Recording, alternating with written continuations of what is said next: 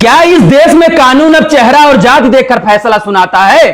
छत्तीसगढ़ के दुर्ग में सारेआम बाबा साहब को गालियां देने वाली अनामिका उपाध्याय को चंद दिनों में ही सम्मानजनक जमानत मिल गई। भाई साहब, जहां हमारे समाज के लोगों को मामूली धाराओं में जेल में सड़ा दिया जाता है, वहां एक जातिवादी नफरत फैलाने वाली महिला को इतनी ढील क्यों?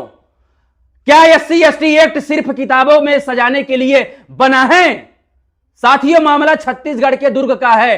अनामिका उपाध्याय नाम की महिला ने हमारे संविधान निर्माता बाबा साहब और पूरे दलित समाज के लिए जो जहर उगला, उसने समाज के रोंगटे खड़े कर दिए। भाई साहब, भीम आर्मी और समाज के संगठनों ने ताकत दिखाई, मुकदमा दर्ज हुआ और उसे जेल भेजा गया, लेकिन असली खेल जेल के बाहर हुआ।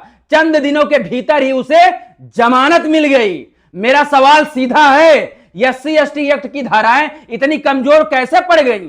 क्या प्रशासन ने पैरवी ढीली की या रसूख के आगे कानून बौना हो गया?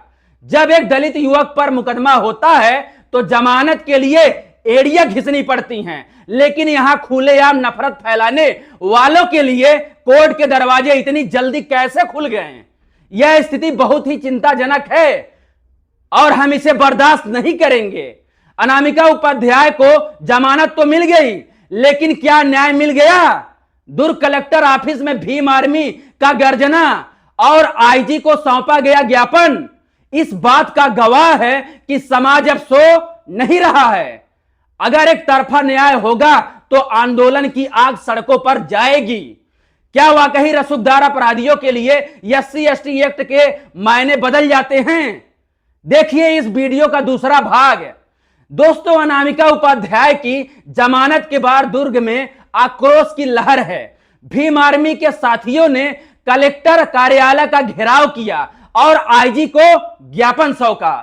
यह सवाल है, सिर्फ एक जमानत का नहीं है साथियों, यह सवाल हमारे आत्मसम्मान का है।